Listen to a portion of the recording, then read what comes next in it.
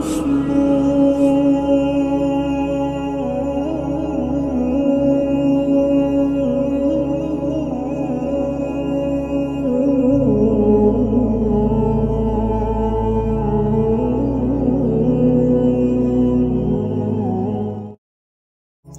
باللہ من الشیطان الرجیم بسم اللہ الرحمن الرحیم وَإِذَا تُتْلَى عَلَيْهِمْ آيَاتُنَا بَيِّنَاتٍ، اور جب ان پر ہماری روشن آیات پڑھی جاتی ہیں، قَالَ الَّذِينَ لَا يَرْجُونَ لِقَاءَنَا، تو وہ لوگ کہ جنہیں یہ امید نہیں ہے کہ انہوں نے مر کے ہمارے پاس آنا ہے، یعنی جو آخرت کو بھلائے بیٹھے ہیں،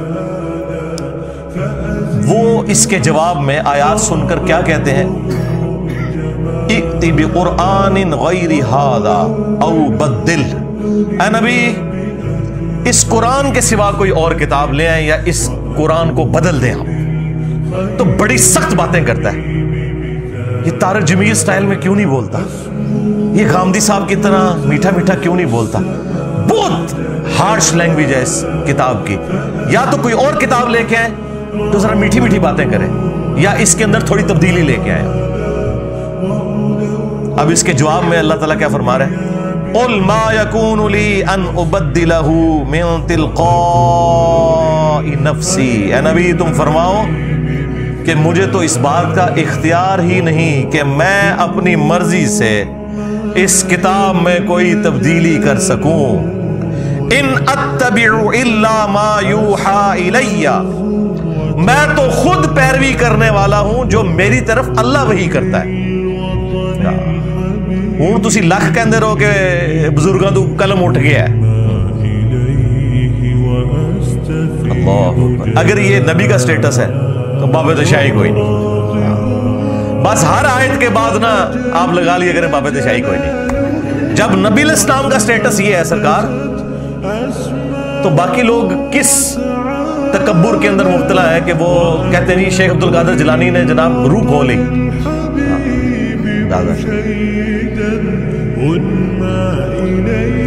انی اخاف ان عصیت ربی عذاب یوم عظیم، میں تو خود ڈرتا ہوں اس بات سے کہ اگر میں نے بھی اپنے رب کی نافرمانی کی تو بڑے دن کا عذاب مجھے بھی آ پکڑے گا۔ ہاں جی، اور یہ آیت قرآن میں 3 دفعہ آئی ہے۔ یہ سورہ یونس میں آئی ہے، اس کے بعد سورہ الزمر میں بھی ہے، اور سورہ الانعام کے اندر بھی ہے۔ میرے خیال ہے نبی علیہ السلام کو اگر آپ سینٹرڈ کرتے ہوئے قرآن پڑھ لینا، جو ڈائریکٹلی اللہ تعالیٰ نے نبی علیہ السلام کو خطاب کیا ہے، تو آپ کے عقائد بالکل کلیئر ہو جائیں گے۔ وہ جی اللہ اپنے نبی نو کہہ سکتا ہے، تسی نہیں کہہ سکتے۔ بھائی ہم کب نبی کو کہہ رہے ہیں؟ ہم یہ کہہ رہے ہیں کہ اللہ جب اپنے نبی کو یہ بات کر رہا ہے تو تیرے بابے تے شاہی کوئی نہیں، میرے نبی تھا ہے ہی کوئی نہیں، تیرے بابے تے شاہی کوئی نہیں۔ ہم بھی تو یہی نکال رہے ہیں اس میں سے۔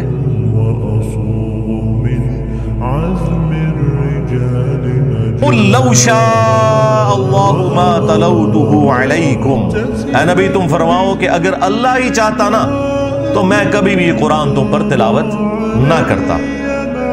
وَلَا أَدْرَاكُمْ بِهِ، اور نہ اس کتاب سے متعلق تمہیں میں کوئی خبردار کرتا۔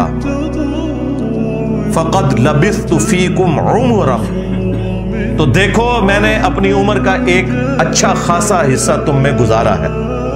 من قبلی، اس قرآن کے نزول سے پہلے۔ افلا تعقلون، کیا تمہیں عقل نہیں ہے؟ یعنی میری اعلان نبوت سے پہلے کی 40 سال کی زندگی اس کے اوپر گواہ ہے کہ میں نے کسی بھی شاعر کی شاگردگی نہیں کی، کسی فلاسفر کے پاس بیٹھا نہیں ہوں، اور اچانک میرے اوپر یہ کلام نازل ہوا ہے جس نے بڑے بڑے شعراء کو مجبور کیا کہ وہ اپنا کلام پھاڑ دیں، اور میرا کردار اس کے اوپر گواہ ہے کہ میں نے کبھی جھوٹ نہیں بولا۔ تو میں یہ کیسے کہہ سکتا ہوں کہ میں اللہ کا پیغمبر ہوں تو یہ بات میں کوئی جھوٹا کلیم کر رہا ہوں؟ یقیناً میری طرف وہی آئی ہے تو جب ہی میں یہ بات کر رہا ہوں۔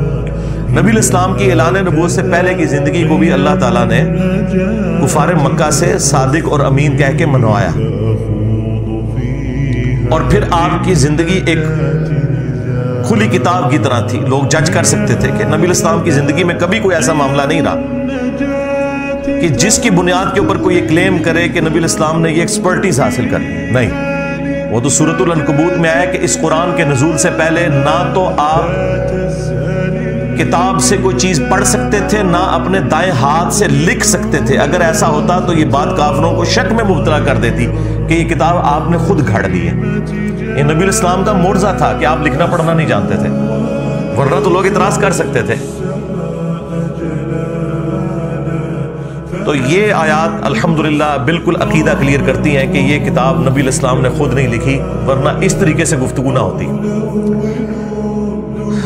دوسری آیت سورۃ القصص، سورت نمبر 28، آیت نمبر 86، وَمَا كُنْتَ تَرْجُو أَن يُلْقَى إِلَيْكَ الْكِتَابُ، اور اے نبی تمہیں تو کوئی امید بھی نہیں تھی کہ تمہاری طرف کوئی کتاب نازل ہوگی۔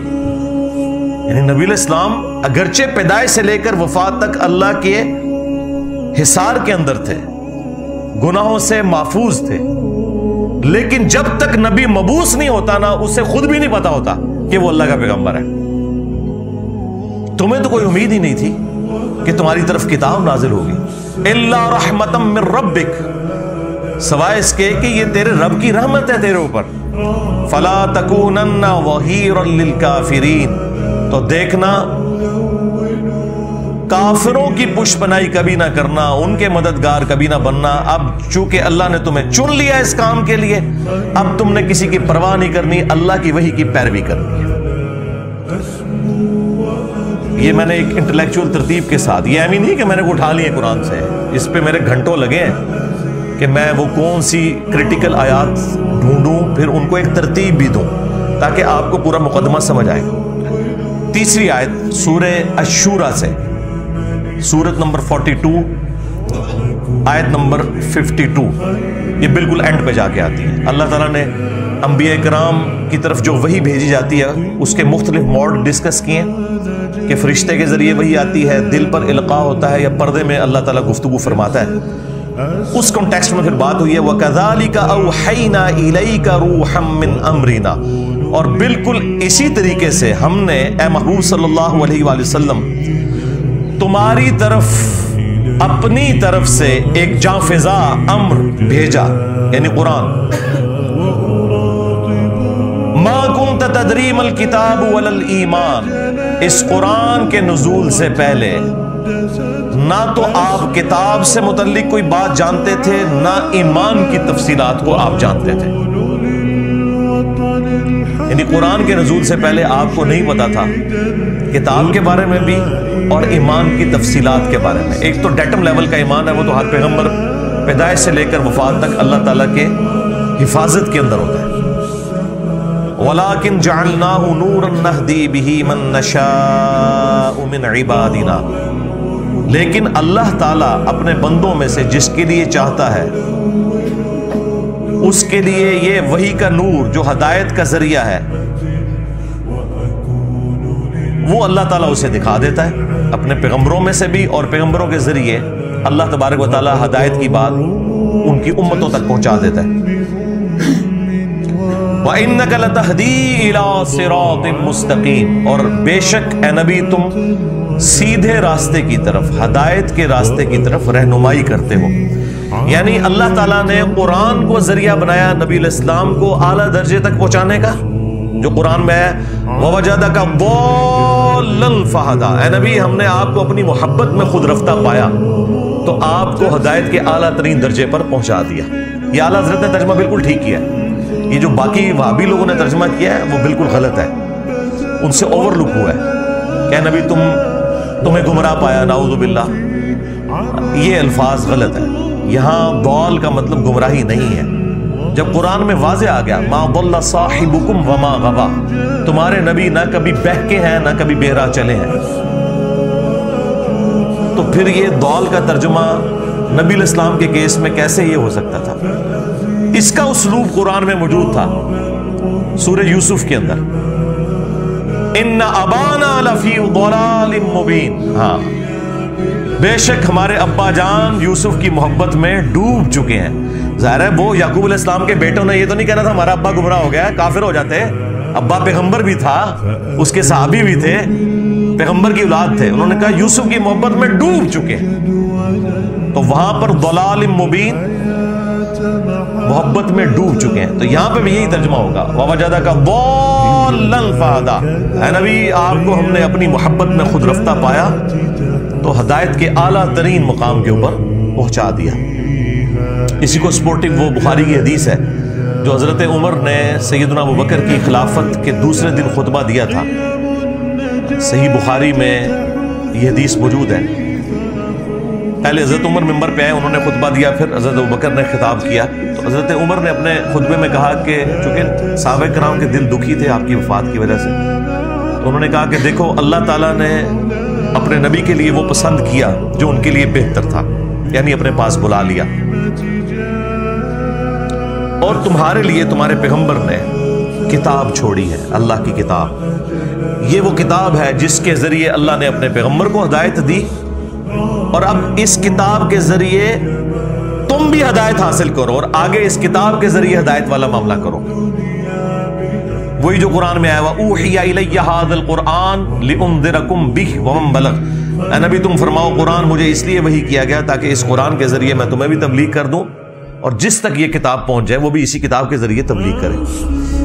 تو یہاں آپ اگر کسی کو کہیں نا کہ نبی علیہ السلام کو ہدایت کا اعلیٰ ترین درجہ قرآن کی وجہ سے ملا, وہ کہتے نہیں آپ نے گستاخی کر دی ہے. وہ تو مفتی اکمل نے نہیں کہا تھا کہ نبی کے قدموں سے ہمیں قرآن ملا. نعوذ باللہ. اندازہ کریں آج کل علم حاصل کرنے کا سب سے پاورفل ذریعہ ہے سوشل میڈیا, اور وہاں پہ ہر طرح کا جاہل ترین آدمی بیٹھا ہوا ہے, اس کو استنجا کرنا آتا نہیں ہے, اور وہاں بیٹھا ہوا قرآن حدیث کے دلائل پڑھ رہا ہے, اور پھر وہ الٹے سیدھے دلائل پڑھنے کے بعد تو اور انسان کا ذہن گڑ گڑ ہو جاتا ہے. سب سے بڑا اللہ کا فضل, سب سے بڑی اللہ کی رحمت کہ ہمارے سرکار کے قدموں سے ہمیں قرآن ملا ہے, کہ ہمارے سرکار کے قدموں سے ہمیں قرآن ملا ہے, کہ ہمارے سرکار کے قدموں سے ہمیں قرآن ملا ہے. یعنی یہ قرآن کو نبی کے انڈر کر دیتے ہیں. بھائی نبی مخلوق ہے, قرآن مخلوق نہیں ہے, اللہ کی صفت ہے. نبی کے قدموں سے قرآن ملا. اندازہ کریں, یعنی الفاظ کا چناؤ ان لوگوں کا دیکھیں. تو میں نے اس کے اوپر پوری گرفت کی تھی کہ یار نبی علیہ السلام کی شان بیان کرتے ہوئے جو کتاب نبی کی اعلیٰ ترین ہدایت کا ذریعہ ہے اس کو آپ نبی کے قدموں کے اندر کیوں ڈال رہے ہو یار؟ اللہ سے ڈر جاؤ. اچھا یہ مولوی آپ کو یہ تو کہتے ہوئے نظر آئیں گے کہ جی قرآن ڈائریکٹ پڑھنے سے بندہ گمراہ ہو جاتا ہے, قرآن و حدیث ڈائریکٹ نہ پڑھو. ان سے یہ پوچھو کہ یہی بات پھر ہم یہ کریں نعوذ باللہ من ذالک کہ نبی کے پاس بیٹھنے سے انسان گمراہ ہو جاتا ہے, تو کہیں گے توبہ توبہ توبہ توبہ توبہ. ہم کہیں گے ابو جہل نہیں ہوا, کہیں گے وہ تو اس نے خود نہیں قبول کیا نا, تو تجھے بھی خود نہیں نہ قبول کیتا قرآن و حدیث, تو اس میں قرآن کا کیا قصور؟ جس طرح وہاں نبی کا قصور نہیں ہے نا کہ ابو جہل جو ہے وہ بے ایمانی کی موت مر گیا, تم لوگ جو ہے گمراہی کی موت مر رہے ہو, تو اس میں قرآن و حدیث کا قصور نہیں ہے. تم لوگ قرآن و حدیث کو اپنا امام ماننے کے لیے تیار ہی نہیں ہو.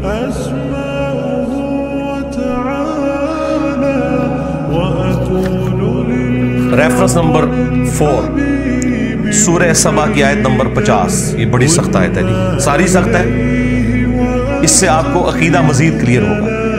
قل ان ضللت فانما اضل علی نفسی.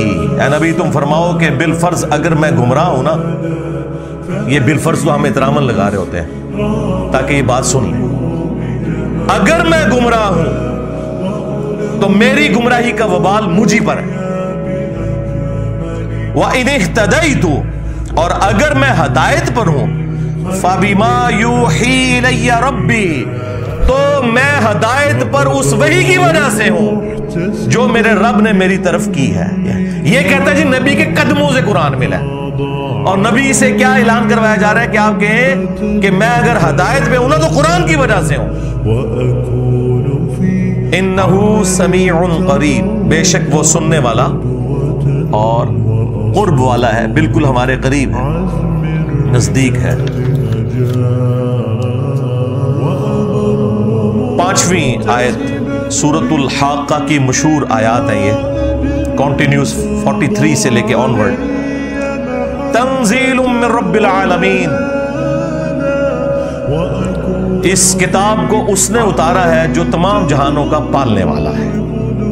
وَلَوْ تَقَوَّلَ عَلَيْنَا بَعْضَ الْأَقَاوِيلِ, اور اگر یہ نبی ہماری طرف کوئی ایک بات بھی ایسی منسوب کر دیتے جو ہم نے ان کی طرف وہی نہیں کی ہوئی, یعنی نبی اپنی طرف سے کوئی آیت بنا لیتے, لَأَخَذْنَا مِنْهُ بِالْيَمِينِ, تو ہم ان کا دائیں ہاتھ پکڑتے، ایک یہ ترجمہ یہ ہوا ہے، یا یہ کہ دائیں ہاتھ سے انہیں پکڑتے، ثم لقطعنا منه الوتین، اور ان کی رگیں جاں کاٹ دیتے اگر یہ نبی اپنی مرضی سے اس کتاب کے اندر کوئی چیز داخل کر دیتے۔ فما منکم من احد عنہ حاجزین، پھر تم میں سے کوئی ایک بھی ایسا نہ ہوتا جو ہم سے انہیں بچا سکتا۔ وَإِنَّهُ لَتَذْكِرَةٌ لِّلْمُتَّقِينَ، اور یہ قرآن تو نہیں ہے مگر نصیحت ان لوگوں کے لیے جو ڈر جانے والے ہیں، جنہیں پتہ ہے کہ انہیں کسی نے پیدا کیا ہے اور اس کے حضور انہوں نے پیش ہونا ہے۔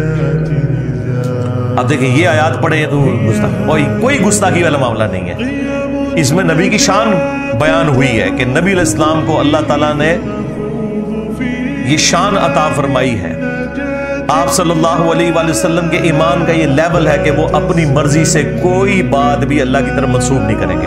بعض جو قادیانی دجال کے ماننے والے لوگ ہیں وہ کہتے ہیں کہ دیکھیں اس میں تو اللہ تعالیٰ نے فرمایا ہے کہ اگر نبی اپنی طرف سے کوئی بات ہماری طرف منسوب کرتے تو ہم ان کا دائیں ہاتھ پکڑ کے ان کی شارہ کاٹ دیتے، تو غلام قادیانی دجال کی تو شارہ کوئی نہیں کٹی۔ تو بھائی رکو ذرا، صبر کرو، یہ سچے نبی کے بارے میں ہے، جھوٹے تو بھونکتے رہے، وہ تو ہمارے نبی نے پہلے ہی بتا دیا تھا۔ بخاری مسلم دونوں میں حدیث موجود ہے کہ 30 جھوٹے دجال پیدا ہوں گے قیامت تک، اور ابو داؤد ترمذی میں آیا کہ وہ جھوٹے دجال نبی ہونے کا دعویٰ کریں گے۔ انا خاتم النبیین لا نبی بعدی، یاد رکھنا میں خاتم النبیین ہوں، میرے بعد کوئی نبی نہیں۔ اس کی تفصیل کے لیے میری وہ ویڈیو دیکھ لیں آپ، قادیانیوں کو مسلمان بنانے والی ویڈیو، اس میں میں نے علمی طریقے سے ان کے ایک ایک وسوسے کا جواب دیا ہے الحمدللہ۔ تو یہ سچے پیغمبر کے بارے میں بات ہے کہ اللہ تعالیٰ اس کی خاص حفاظت فرماتا ہے، وہ اپنی مرضی سے کوئی ایسا معاملہ نہیں کر سکتا۔ وہی بات جو آئی سورۃ النجم میں، وَمَا يَنطِقُ عَنِ الْهَوَىٰ إِنْ هُوَ إِلَّا وَحْيٌ يُوحَىٰ، یہ اپنی خواہش نفس سے کچھ نہیں کہتے، یہ وہ کہتے ہیں جو اللہ تعالیٰ انہیں وحی فرماتا ہے۔ چھٹی آیت سورۃ الاحقاف، سورۃ نمبر 46 آیت نمبر 9۔ اب دیکھیں یہ آیات پڑھتے ہوئے بھی ایک مسلمان جب کسی مسلمان کو آیت سناتے ہوئے ڈرے تو آپ سمجھ لیں کہ جس کو آپ آیت سنا رہے ہیں وہ مسلمان کوئی نہیں، صرف پاکستان کے شناختی کارڈ میں مسلمان ہے، ورنہ مسلمان کو ہندو کو آیت سناتے ہوئے نہیں آپ ڈرتے۔ ایک سکھ کو آپ بخاری مسلم سے نماز کا طریقہ رفع الیدین والا رکوع میں جاتے وقت اور رکوع سے اٹھتے وقت بتاتے ہوئے نہیں ڈرتے، لیکن آپ ایک مسلمان کو پگڑی داڑھی والے کو بتاتے ہوئے ڈرتے ہیں، اگو پہ ہی نہ جائے منو۔ تو یار یہ مسلمان ہے، صرف نام کے مسلمان۔ اب یہ آیت سنیں، قل ما کنت بدعا من الرسل، اے نبی تم فرماؤ کہ میں کوئی نیا رسول تو نہیں ہوں، پہلے بھی رسول گزرے۔ وما ادری ما یفعل بی ولا بکم، مجھے تو خود نہیں پتا کہ میرے ساتھ کیا ہونے والا ہے اور تمہارے ساتھ کیا ہونے والا ہے۔ اب یہ آیات پڑھ کے نا الٹا وہ مذاق اللہ کا اڑاتے ہیں، کہتے ہیں نہیں دیکھیں جی یہ قرآن سے آیتیں پڑھتے ہیں کہ نبی نے کہا کہ مجھے تو خود نہیں پتا میرے ساتھ کیا ہوگا تمہارے ساتھ کیا ہوگا، تو اگر نبی کو نہیں پتا تو اس کا مطلب ہے نبی کو اپنی آخرت کا نہیں پتا، اور لعنت ہے تمہارے عقیدے کے اوپر، آخرت کا ذکر نہیں ہے اس میں۔ بیسیکلی کافر بار بار کہتے تھے کہ تم ہمیں یہ کہتے ہو کہ فلاں نبی نے یہ معجزہ کیا، فلاں نبی نے یہ معجزہ کیا، سورۃ الانبیاء کے سٹارٹ میں آتا ہے، تو تم بھی وہی معجزے کر کے دکھاؤ نا ہمیں۔ بعد میں تو عبد القادر جیلانی نے مردے زندہ کرنے ہیں، تم بھی مردہ زندہ کرو نا عیسیٰ ابن مریم کی طرح۔ اور کہانی یہ کوئی نہیں عبد القادر جیلانی نے مردہ زندہ کیتا۔ تو اللہ تعالیٰ نے جواب میں کیا کہا کہ کیا وہ لوگ ایمان لے آئے تھے جو یہ لے آئیں گے؟ سورہ بنی اسرائیل میں 9 معجزات کا ذکر ہے،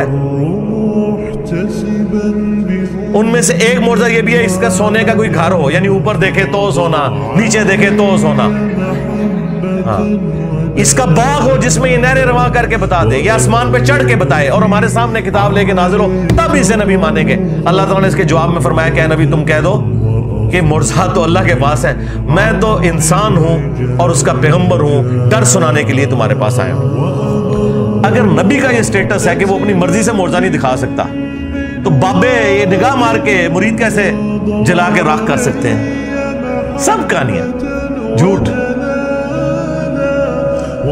تو مجھے خود نہیں پتا کہ میرے ساتھ اور تمہارے ساتھ کیا ہوگا۔ مراد یہ کہ یہ اللہ تعالیٰ نے اب میرے ساتھ کیا معاملہ کرنا ہے اس حوالے سے کہ جو تم مجھ سے معجزات ڈیمانڈ کر رہے ہو، یہ معجزات مجھے دے گا یا نہیں دے گا، مجھے نہیں پتا۔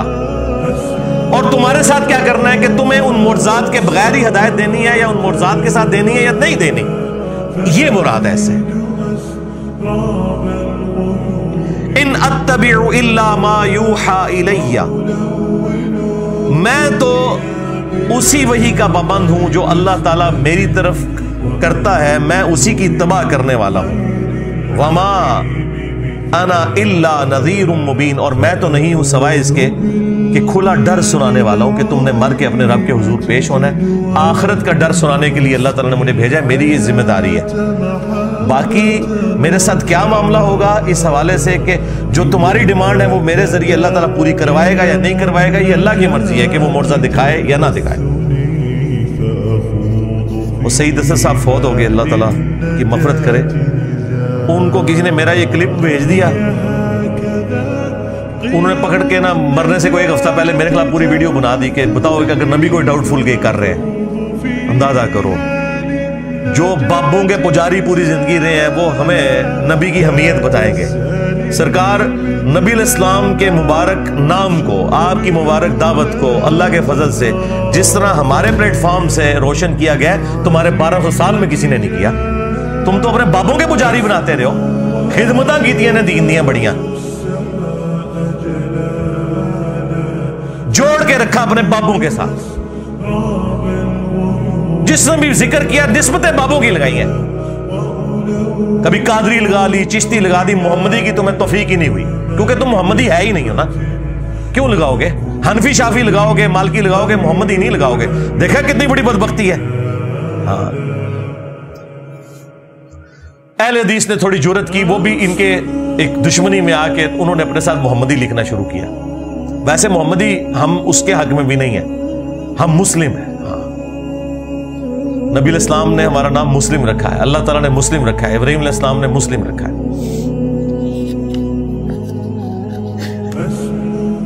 سیون نمبر ریفرنس سورۃ الانعام کی آیت نمبر 35۔ یہ مفتی منیب صاحب نے جب میرے خلاف دنیا اخبار میں مضمون لکھا تو ان کے جواب میں جو میں نے ویڈیو ریکارڈ کرائی تھی نا، اس میں یہ آیت بھی میں نے ڈسکس کی تھی معجزات اور کرامات کے حوالے سے۔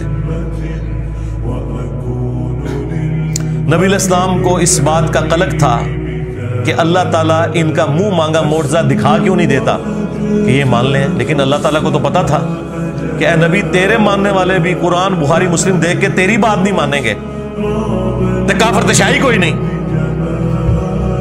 جو تجھے پیغمبر مانیں گے وہ تیری تعلیمات پر عمل کرنے کے لیے تیار نہیں ہوں گے، تو یہ تو ہے ہی کافر ہے۔ ان کو میں اگر منہ مانگا معجزہ دکھا بھی دوں نا، انہوں نے اس میں سے کوئی اور چیز نکال لینی ہے۔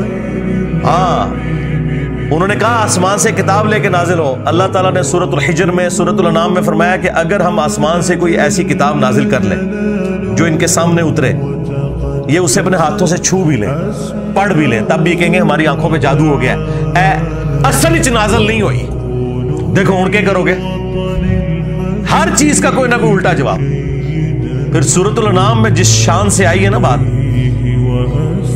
وَلَوْ أَنَّنَا نَزَّلْنَا عَلَيْهِمُ الْمَلَائِكَةَ، اگر ان پر فرشتے بھی نازل ہو جائیں، مردے بھی قبروں سے نکل کے ان سے باتیں کرنا شروع کر دیں، اور قیامت کے دن جو کچھ ہونا ہے دنیا میں انہیں دکھا دیا جائے، تب بھی ایمان نہیں لے کے آئیں گے، کیونکہ گیر الٹا لگ گیا ہوا ان کا، انہوں نے بات ماننی نہیں۔ تو یہ وہ آیت آ رہی ہے، نبی علیہ السلام کو تسلی دی جا رہی ہے کہ اے نبی ہمیں پتہ ہے کہ آپ کا دل دکھتا ہے اس بات سے، اور آپ کو بھی کبھی خیال آتا ہے اس حوالے سے کہ اللہ تعالیٰ معجزات دکھا کیوں نہیں دیتا۔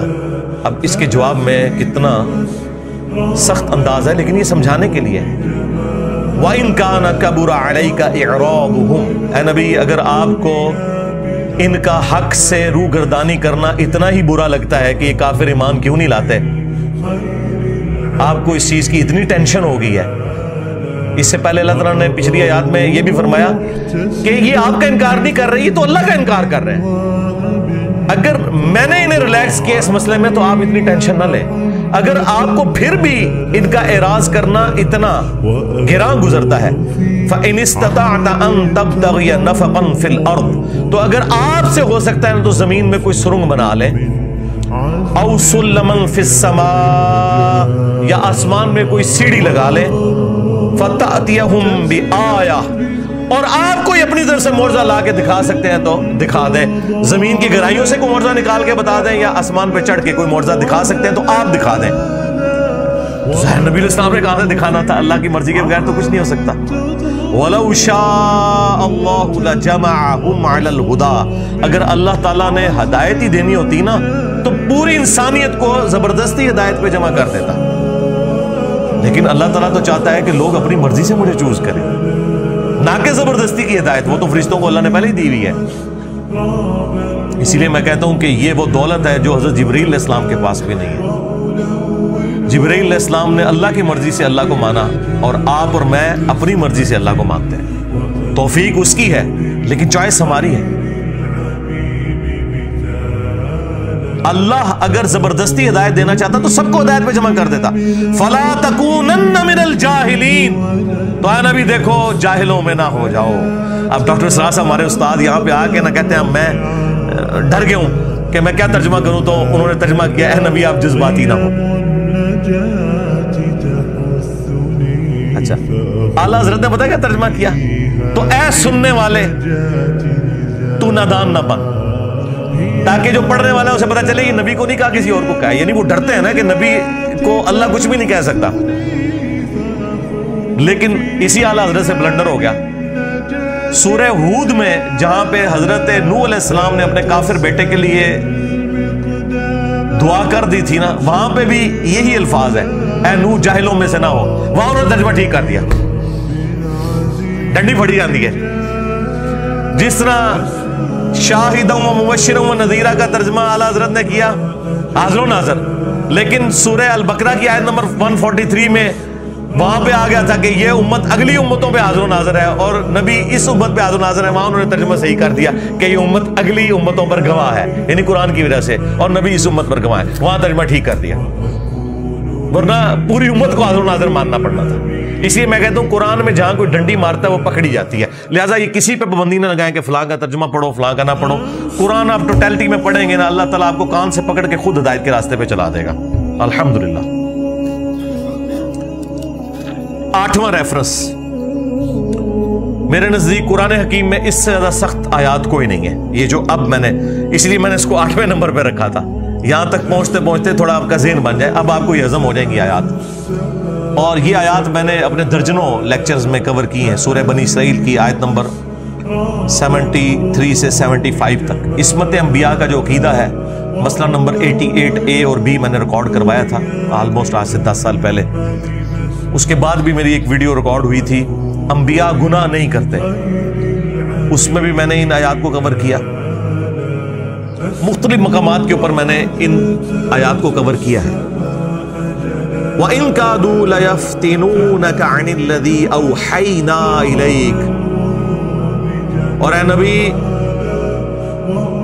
کہ یہ لوگ تو تلے ہوئے ہیں اس بات کے اوپر کہ آپ کو ہٹا دیں اس وحی سے جو ہم نے آپ کی طرف کی ہے. یعنی کافر تلے ہوئے ہیں کہ آپ کو مجبور کر دیں کہ آپ اس وحی سے ہٹ جائیں جو ہم نے آپ کی طرف کی ہے. لِتَفْتَرِيَ عَلَيْنَا غَيْرَهُ، تاکہ آپ ہماری طرف کوئی ایسی بات منسوخ کر دیں جو ہم نے وہی نہیں کی، وہی کمپرومائز کر لیں. جو سٹارٹ میں نے آیت سورہ یونس کی کوٹ کی تھی نا کہ اے نبی اس قرآن کو بدل دو یا کوئی اور قرآن لے کے آؤ. تو اے نبی یہ تلے میں کہ یہ قرآن میں کوئی آپ سے تبدیلی کروا لیں، کوئی کمپرومائز کر لیں. کوئی 2-4 گلاں تو اڑیاں منیاں جان، کوئی 2-4 ساڑیاں منیاں جان، کوئی درمیان کا راستہ نکلا ہے. یہ دنیا میں تو پولیٹیشینز کر سکتے ہیں، اللہ کا پیغمبر یہ کام نہیں کر سکتا. یہ تلے ہوئے تھے کہ آپ کو ہٹا دیں اس وحی سے تاکہ آپ اپنی مرضی سے کوئی بات ہماری طرف منسوخ کر دیں. وَإِذًا لَاتَّخَذُوكَ خَلِيلًا، اور اگر ایسا ہو جائے تو پھر یہ آپ کو اپنا دوست بنا لیں گے. یہ مولوی بھی ہمیں اپنا دوست ماننے کے لیے تیار ہو جائیں گے اگر ہم قرآن و سنت کو چھوڑ کے ان کے بابوں کو مان لیں. بس ان کی ایک ہی ڈیمانڈ ہے کہ نبی کو چھوڑ دو. ہمارے بابوں کے پیچھے چلو. اور نبی سے ان کی یہ ڈیمانڈ تھی کہ تم ہماری بات مان لو. جو اللہ تعالیٰ اتنی سخت، آپ پتہ قرآن تو سیدھی سیدھی بات کرتا ہے، قرآن میں تو کوئی جھول ہی نہیں ہے.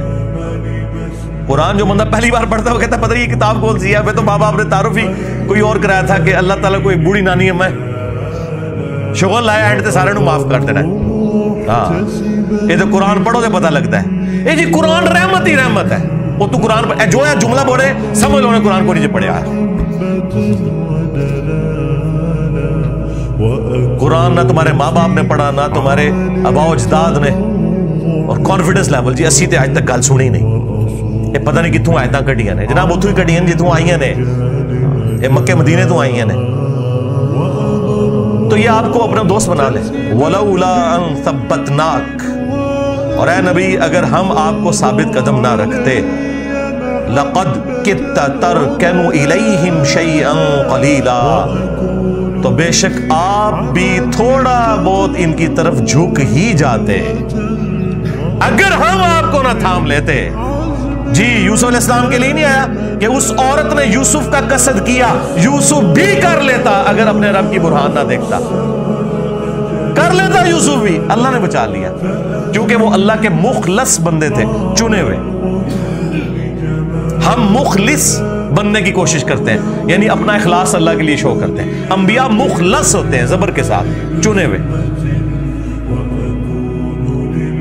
تو آپ بھی تھوڑا سا ان کی طرف جھک ہی جاتے. اور اگر خدا نہ خواستہ ایسا ہوتا، اذن لأذقناک ضعف الحیات وضعف الممات، اگر ایسا ہوتا تو ہم آپ کو دنیا میں بھی اپنے عذاب کا دگنا مزہ چکھاتے اور موت کے بعد بھی دگنا مزہ چکھاتے. ثم لا تجد لك علینا نصیرا، اور پھر آپ ہمارے مقابلے پر کسی کو اپنا مددگار نہ پاتے. اب یہ آیات اس لیے ہیں تاکہ زور پیدا کیا جائے کہ یہ قرآن نبی علیہ السلام نے خود نہیں لکھا، ورنہ اپنے بارے میں کوئی یہ لینگویج استعمال کرے گا. یہ آیات آج ہمارے پاس ثبوت ہے کہ نبی علیہ السلام نے یہ کتاب خود نہیں لکھی، اور ان ظالموں نے انہی آیات کے اوپر بندی لگا دی تاکہ آپ کسی غیر مسلم کو اسلام کی دعوت دے ہی نہ سکیں.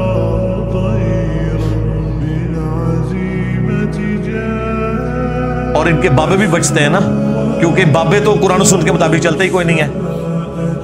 کہتے ہیں جی ان سے شریعت کا قلم اٹھا ہوا ہے، دماغ کی لو چٹک گئی ہے. وہ سنے مفتی چٹک گئی ہے، سارے چٹ گئے ہو تسی. تو اللہ تبارک و تعالیٰ اپنے پیغمبروں کی حفاظت فرماتا ہے. جہاں کہ اجتہادی ان سے غلطی ہو اسے ہم گناہ نہیں کہتے، لغزش کہتے ہیں. وہ انبیاء اکرام کی قرآن میں رپورٹ ہوئی ہیں. حضرت آدم علیہ السلام کی 7 دفعہ رپورٹ ہوئی ہے. یوسف علیہ السلام کے بارے میں ہے کہ وہ بھی قصد کر لیتے اگر اللہ نہ انہیں بچاتا. موسیٰ علیہ السلام سے بندہ مر گیا. یونس علیہ السلام کے بارے میں تو اتنے سخت الفاظ آئے کہ اگر وہ ہمیں نہ پکارتا مچھلی کے پیٹ میں تو پھر اسی دن نکالا جاتا جس دن مردے قبروں سے نکالے جائیں گے. ظاہر ہے یہ سب کچھ ہوا نا. ہمارے نبی علیہ السلام کے بارے میں بھی سورہ آل عمران میں آیا لیس لک من الامر شیء، اے نبی آپ کو کوئی اختیار نہیں ہے. حضور کی زبان سے بددعا نکل گئی تھی کافروں کے لیے، لیکن دیکھیں پھر اللہ تعالیٰ نے جس کے لیے بددعا نکلی اسی کے لیے اسی مبارک زبان سے سیف اللہ کا لقب خالد بن ولید کے لیے، جن کی وجہ سے نبی علیہ السلام کے 4 دانت شہید ہوئے. بخاری مسلم میں آتا ہے. منافقین کے بہانے سن کے جانے دیا. قرآن میں اے نبی اللہ آپ کو معاف کرے، آپ نے ایسا کیوں کیا. سورہ توبہ میں منافقین کا جنازہ پڑھا دیا.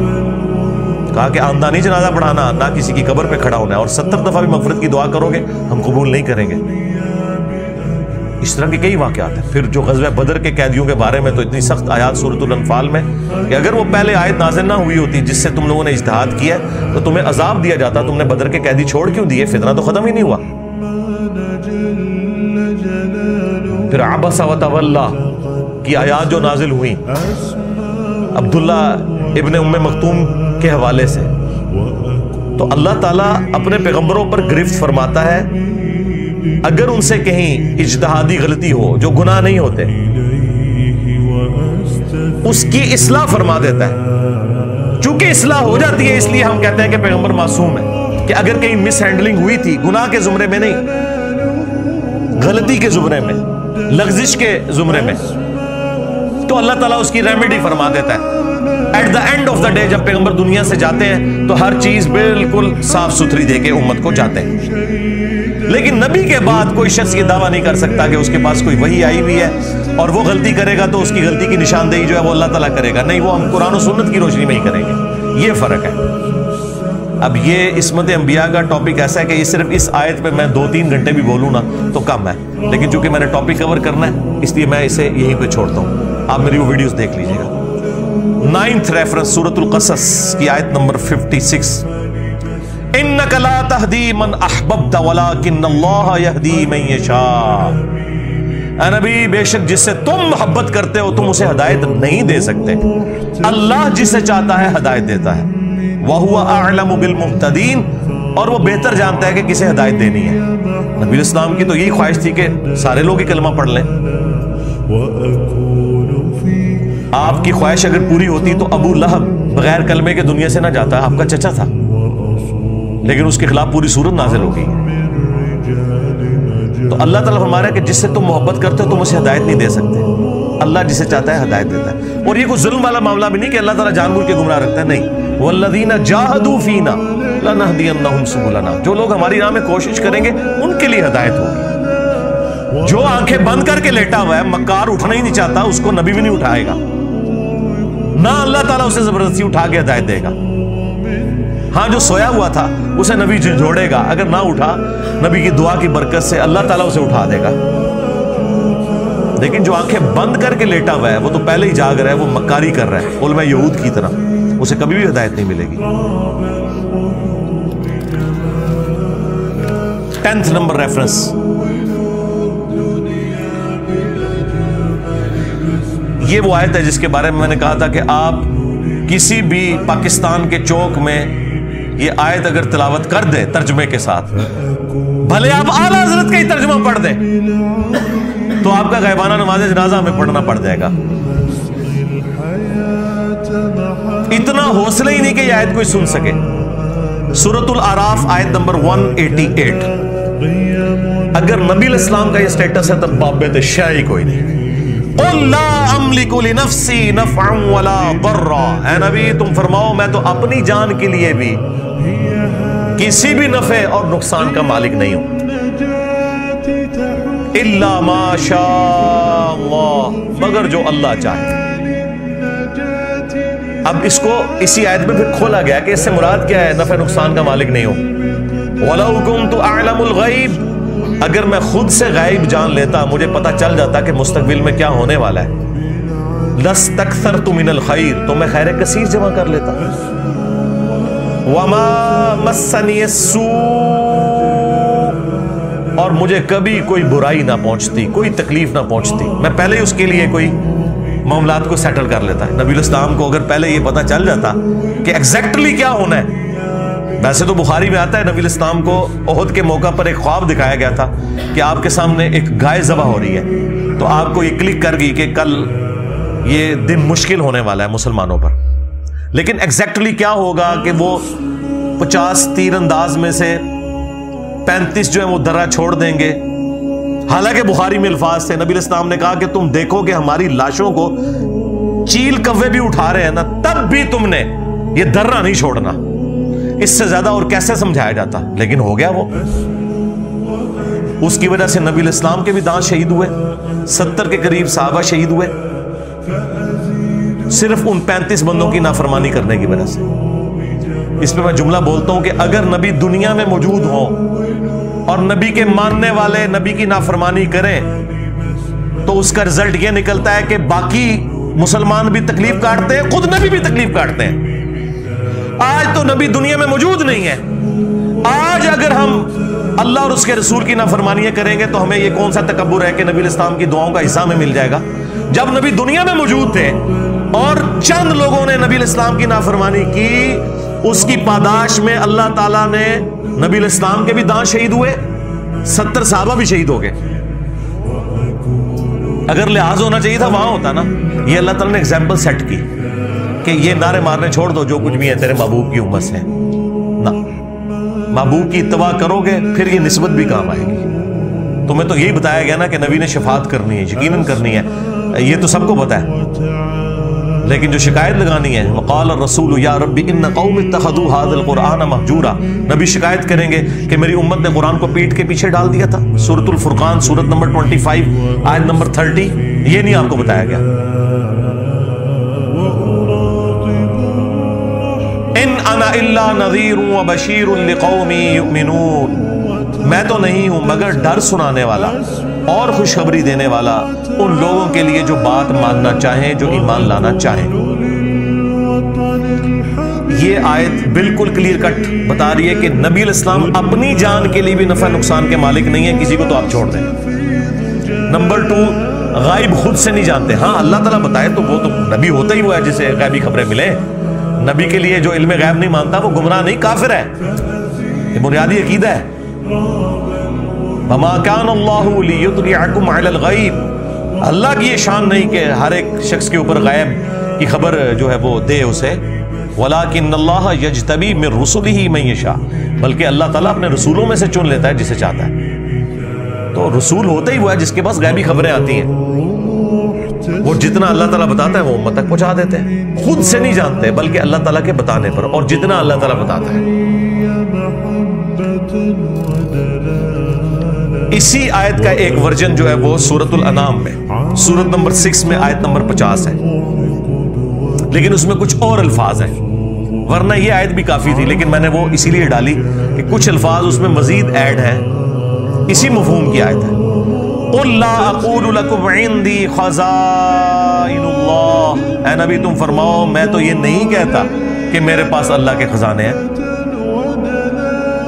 ये कहते नहीं बुखारी मुस्लिम में है कि नबी इस्लाम को अल्लाह ताला ने कहा कि ख्वाब दिखाई गई कि जमीन के खजानों की चाबियां दे दी गई हैं। और भाई उससे मुराद रोमन्स और पर्शियंस के जो खजाने थे मुसलमानों के पास आने थे। नबी सल्लल्लाहु अलैहि वसल्लम को खुशखबरी दी गई कि आपकी उम्मत वहां तक पहुंच जाएगी। इन्होंने कहा नहीं, जो कुछ जमीन में है वो नबी इस्लाम तकसीम कर रहे हैं, खजाने दे दिए गए हैं। तो कुरान इसके लिए है, नबी तुम फरमाओ कि मैं ये दावा नहीं करता कि मेरे पास अल्लाह के कोई खजाने हैं। हाँ, जब अल्लाह ताला ने दिए वो आपकी उम्मत तक भी पहुंचे, वो मामला अलग है। वो जी बुखारी मुस्लिम में हदीस है कि अल्लाह देता है मैं तकसीम करता हूं। आधी हदीस, भाई पूरी हदीस है। अल्लाह ताला जिसके साथ भलाई का इरादा फरमाता है उसे दीन की समझ बूझ अता फरमा देता है। देता अल्लाह है, तकसीम मैं करता हूं। यानी ये दीन जो है ये अल्लाह तबारक व तआला ने मेरे ऊपर नाजिल किया, मैं तो सिर्फ इस दीन को तुम्हारे अंदर तकसीम करने के लिए आया हूं, तुम्हें बताने के लिए आया हूं। ये अल्लाह की मर्जी है कि किसके साथ भलाई का इरादा फरमाए। इसमें इमाम बुखारी ने भी बकायदा बाब बांधा है कि अल्लाह ताला जिसके साथ भलाई का इरादा फरमाता है उसे दीन की फिक्र अता फरमा देता है। आला हजरत ने पूरा शेर लिख दिया, रब है मुअती, ये है कासिम, रिज्क उसका है, खिलाते ही है। कहते नहीं वो बुखारी में लिखा है अल्लाह देता है मैं तकसीम करता हूं, लिहाजा ये खाते हैं तेरे दर का, पीते हैं तेरे दर का। अंदाजा करें। और अब मुझे बताएं कोई ये कि सरकार गौज़े आज़म नजर करम खुदारा मेरा खाली का सा भर दो, और नसो इधरों है, निकलो इधरों, क्योंकि मेरे ना भी सा है ही कोई नहीं, तेरे बाबे थे शाह ही कोई नहीं, बल्कि शाह ही कोई नहीं। अब ये देखें, नबी तुम फरमाओ मैं नहीं कहता मेरे पास कोई अल्लाह के खजाने हैं। वला अअलमुल गैब, ना मेरा ये दावा है कि मैं खुद गैब जान लेता हूं। हाँ, जो अल्लाह वही करता है वो तो बिल्कुल इल्म गैब का अकीदा हम मानते हैं। वला अक़ूलु लकुम इन्नी मलक, और ना मेरा ये दावा है कि मैं फरिश्ता हूं, नूरी मखलूक। नूर है, नूर हिदायत है। जो नबी इस्लाम को नूर हिदायत ना माने वो गुमराह है, लेकिन स्पीशी आपकी बशर है। वो सूरह बनी इसराइल में है कि अगर जमीन पर फरिश्ते आबाद होते तो फरिश्तों में पैगंबर आता, क्योंकि इंसान आबाद है तो इंसानों में पैगंबर आएगा। यहां पे भी आ गया, मैं ये नहीं कहता मैं फरिश्ता हूं, कोई मैं नूरी मखलूक हूं, मैं इंसान हूं। इन अत्तबिउ इल्ला मा यूहा इलैया, मैं तो खुद उसी की पैरवी करने वाला हूं जो मेरी तरफ वही की जाती है। उल हल यस्तविल आमा वल बसीर, ए नबी से फरमाओ भला बताओ कि अंधा और आंख वाला बराबर हो सकते हैं? अफला ततफक्करून, तो क्या तुम गौर नहीं करते? हम भी नहीं कहेंगे कि अंधो, अकल के अंधो, कुरान और सुन्नत से दूर भागने वालों, तुम और कुरान और सुन्नत वाले कभी भी बराबर नहीं हो सकते। तुम अपने बाबों के दीन के ऊपर हो। صرف ان بابوں کو مانو جو کتابوں کو مانتے ہیں، کیونکہ عزتیں ان بابوں نے اویل کی تھیں کتابوں کی وجہ سے. چندے بٹورے تھے انہوں نے اللہ اور اس کے رسول کے نام کے اوپر عز و جل و صلی اللہ علیہ وآلہ وسلم. سواریاں انہوں نے سوار کی تھی مکے اور مدینے کے نام کے اوپر، لیکن افسوس پھینکی جا کے بغداد شریف، دیوبند شریف، اجمیر شریف، بریلی شریف کے اندر. غداری کی ہے تم لوگوں نے اپنے نبی کے ساتھ. دیکھ لو پھر اللہ تعالیٰ نے کیسا انتقام لیا ہے تم سے. کتنی بڑی بلا تمہارے اوپر چھوڑ دی ہے. میرا نبی سا ہے ہی کوئی نہیں، تیرے بابے تھے شاہ ہی کوئی نہیں. تو جی یہ 11 ریفرنس ہو گئے. آخری ریفرنس نمبر 12 سورہ آل عمران سورہ نمبر 3 کی آیت نمبر 144. غزوہ احد کے موقع پر جب نبی علیہ السلام کی شہادت کی افواہ پھیل گئی، چونکہ آپ کو زخم ہی اتنا آیا تھا، 4 دانت شہید ہو گئے، آپ کا بلڈ پریشر اتنا لاس ہوا کہ آپ بے ہوش ہو گئے. بخاری مسلم میں آتا ہے کہ مولا علی علیہ السلام ایک ڈھال کو الٹا کر کے اس کو برتن بنا کے اس میں پانی لے کے آئے، اور اس پانی سے سیدہ فاطمہ سلام اللہ علیہا نے نبی علیہ السلام کا زخم دھویا. یہ نیچے کے جو 4 دانت تھے، اس کے باوجود خون نہیں رک رہا تھا. پھر انہوں نے ایک کاٹن کا کپڑا جلا کے اس کی راکھ وہاں پہ رکھی، پھر خون رکا. اب اس موقع کے اوپر آپ کو پتا ہے صحابہ کرام میں ایک مورائل تو ڈاؤن ہو گیا، افواہ پھیل گئی کہ نبی علیہ السلام شہید ہو گئے. اس موقع پہ یہ آیات نازل ہوئی، وَمَا مُحَمَّدٌ إِلَّا رَسُولٌ. محمد تو نہیں ہے مگر ایک رسول، وہ خدا نہیں ہے، اللہ کے پیغمبر ہے. قَدْ خَلَتْ مِن قَبْلِهِ الرُّسُلُ، اور ان سے پہلے بھی کئی رسول گزر چکے ہیں. یعنی رسول دنیا میں آتے ہیں پھر چلے جاتے ہیں اپنا کام کر کے. أَفَإِن مَاتَ، اگر یہ مر جائیں، اور پاکستان میں ترجمہ اگر یہ وصال شریف فرما جائے. لیکن وصال بھی عربی کا لفظ تھا، وفات بھی عربی کا لفظ تھا. اللہ نے لفظ استعمال کیا أَفَإِن مَاتَ، تاکہ تمہارا عقیدہ درست کرے کہ جسے موت آتی ہے نا وہ انسان ہوتا ہے، جسے موت نہیں آتی وہ خالق ہوتا ہے، وہ معبود ہوتا ہے. او قتلا انقلبتم علی اعقابکم، یا یہ قتل ہو جائیں، اور پاکستان میں ترجمہ شہید ہو جائیں، حالانکہ شہید بھی عربی کا لفظ تھا. تو تم اپنے دین سے الٹے قدم پھر جاؤ گے. یعنی یہ تم نے نبی کے اوپر کوئی احسان کیا تھا کلمہ پڑھ کے، یا اس نبی کے دنیا سے جانے کے بعد دین اسلام ختم ہو جائے گا؟ بھائی اتنے پیغمبر آئے چلے گئے، اسلام تو ختم نہیں ہوا، اللہ کا تعارف تو ختم نہیں ہوا. اللہ کے ماننے والے اور اللہ کے دشمن، یہ 2 پارٹیاں، رحمانی پارٹی اور شیطانی پارٹی، یہ تو قیامت تک رہیں گے. نبی آتے ہیں اپنا پیغام دے کر دنیا سے چلے جاتے ہیں. نبیوں کے جانے کے بعد کوئی اللہ کا پیغام ختم تو نہیں ہو جاتا. اگر یہ مر جائیں یا قتل کر دیے جائیں تو کیا تم اپنے دین سے الٹے قدم پھر جاؤ گے؟ یہ کوئی ہمارے نبی پہ تم نے احسان کیا تھا؟ تم نے اگر ہدایت قبول کی تو اپنے اوپر احسان کیا تھا، نبی کے اوپر کوئی احسان نہیں کیا تم نے. وَمَن يَنْقَلِبْ عَلَىٰ عَقِبَيْهِ، تو جو کوئی تم میں سے اپنے دین سے الٹے قدم پھرا، فَلَن يَضُرَّ اللَّهَ شَيْئًا، تو وہ اللہ کی کوئی چیز بگاڑ نہیں سکے گا، اللہ کا کوئی نقصان نہیں کر سکے گا. وَسَيَجْزِي اللَّهُ الشَّاكِرِينَ، اور ان قریب اللہ تعالیٰ شکر گزاری کی روش اختیار کرنے والوں کو جزا دے گا. اور شکر گزاری کی روش کون اختیار کریں گے؟ جو دین کے اوپر ثابت قدم رہیں گے. کیونکہ دین کے اوپر ثابت قدم رہنا یہ اللہ تعالیٰ کی طرف سے آئی ہوئی ایمان کی نعمت کا شکر ادا کرنا ہے پریکٹیکلی. اللہ تعالیٰ ایسے لوگوں کو پھر جزا دے گا. یہ وہ آیت ہے جو خلیفہ اول سیدنا ابو بکر الصدیق رضی اللہ تعالیٰ عنہ علیہ السلام نے نبی علیہ السلام کی میت کے اوپر تلاوت کی تھی. جو میں اسی فرقے کے بابوں کو کہتا ہوں کہ تمہاری تو جرت نہیں ہے کہ تم ابو بکر صدیق کا خطبہ ہی بیان کر سکو. تمہارے نزدیک تو 295C لگتی ہے اس خطبے کے اوپر. انہوں نے تو کہنا تھا بھئی نبی کی میت کے اوپر تو کوئی شانہ بیان کر، نعتاں پڑھ. پھر تو عید لے کے بیٹھ گئے. انہیں پتا تھا، صحیح بخاری میں حدیث ہے، دیکھنا میری شان کو اس طرح بلند نہ کرنا جس طرح نصارہ نے اپنے پیغمبر کو بڑھا دیا. میں اللہ کا بندہ اور اس کا رسول ہوں، مجھے اللہ کا بندہ اور اس کا رسول ہی کہنا. ہاں تو سیدنا ابو بکر صدیق رضی اللہ تعالیٰ عنہ نے نبی علیہ السلام کے سچے مجاہد ہونے کا ثبوت دیا نبی علیہ السلام کی یہ کامیابی ہے کہ آپ نے ابو بکر جیسا انسان اپنے بعد چھوڑا کہ جنہوں نے نبی کی میت کے اوپر شان رسالت نہیں بیان کی، توحید کو اسٹیبلش کیا، تاکہ محمد رسول اللہ جیزس کرائسٹ نہ بن جائیں دوسرے، کیونکہ انسانیت میں سب سے بڑا شرک ایک پیغمبر کے نام کے اوپر ہوا ہے، عیسیٰ ابن مریم۔ نبی علیہ السلام نے بھی دوسرا عیسیٰ ابن مریم بن جانا تھا اگر نبی علیہ السلام نے تعلیمات نہ دی ہوتی اور حضرت ابو بکر نے وہ خطبہ نہ دیا ہوتا جو بخاری میں 4 جگہ ہے۔ سیدنا ابو بکر صدیق رضی اللہ تعالیٰ عنہ بخاری میں آتا ہے کہ حجرہ عائشہ میں داخل ہوئے، نبی علیہ السلام کی میت کو بوسہ دیا اور کہا یا رسول اللہ، اللہ تعالیٰ آپ پہ 2 موتیں جمع نہیں کرے گا، ایک موت تو آپ کا مقدر تھی۔ کیونکہ حضرت عمر باہر کہہ رہے تھے نا کہ جو کہے گا کہ نبی علیہ السلام فوت ہو گئے میں اسے قتل کر دوں گا۔ ان کا عقیدہ یہ تھا کہ نبی نے تو بشارتیں دی ہیں کہ رومنز اور پرشینز نے ابھی ٹوٹنا ہے، تو جس طرح موسیٰ علیہ السلام 40 دن کے لیے کوئی طور میں چلے گئے تھے، نبی علیہ السلام بھی ڈورمنٹ پوزیشن میں چلیں گے، یہ واپس آئیں گے، اپنے ہاتھوں سے رومن اور پرشین امپائرز کو گرائیں گے۔ لیکن یہ تو اللہ کو پتا تھا نا کہ اللہ نے یہ کام جو ہے بعد میں لینا ہے، اس چیز کو اسٹیبلش کرنے کے لیے کہ اگر نبی علیہ السلام دنیا سے چلے بھی جائیں، ہزاروں لوگ مرتد بھی ہو جائیں، تب بھی هو الذی ارسل رسولہ بالہدی ودین الحق لیظہرہ علی الدین کلہ ولو کرہ المشرکون۔ وہی اللہ ہے جس نے الہدا قرآن کے ساتھ اور دین حق کے ساتھ نبی کو مبعوث کیا تاکہ تمام ادیان پر غالب کر دے۔ تو حضرت ابو بکر نے کہا یا رسول اللہ، اللہ تعالیٰ آپ پہ 2 موتیں جمع نہیں کرے گا۔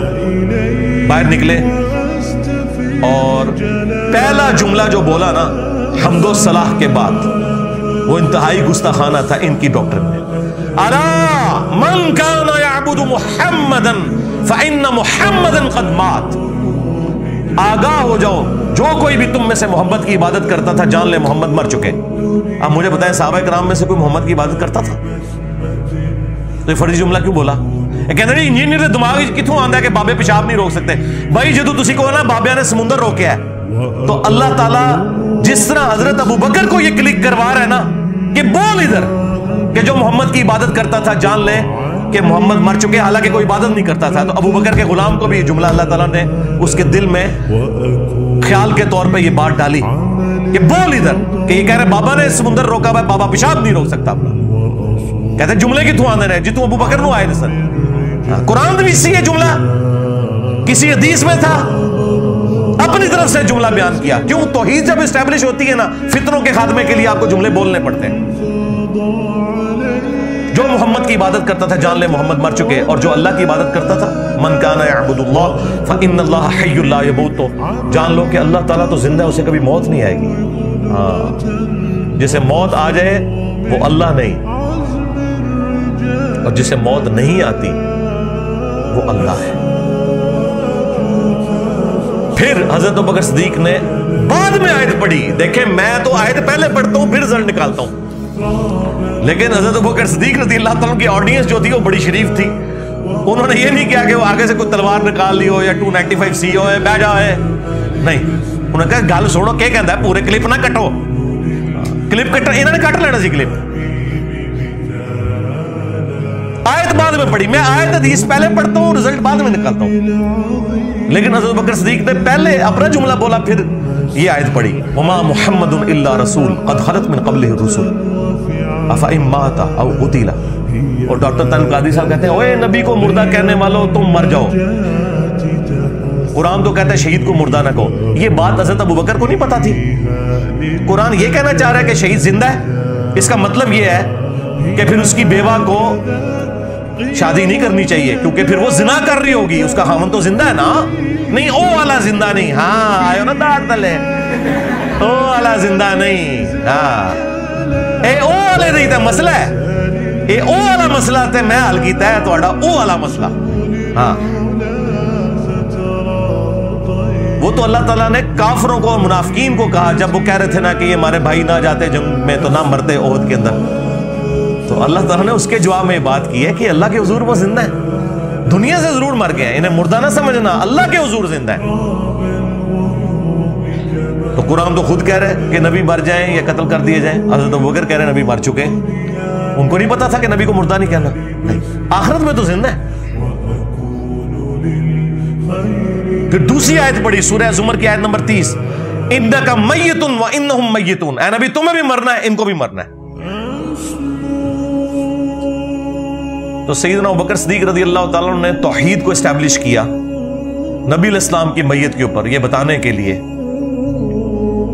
کہ نبیوں کے دنیا میں آنے کا مقصد اللہ تعالیٰ کی شناخت کروانا ہوتا ہے، اور نبیوں کے سچے ماننے والے وہ ہیں جو نبیوں کی تعلیمات کی پیروی کرتے ہیں، نہ کہ یہ کہ اپنے خیالات کو انہوں نے دین کا نام دے دیا ہے کہ پیغمبروں کو منی گاڈ بنا لیا ہوا ہے، بابوں کو منی رسول بنا لیا ہوا ہے۔ یہ کام نہ کریں بھائی، جس کا جو مرتبہ ہے اس کو وہیں رہنے دیں۔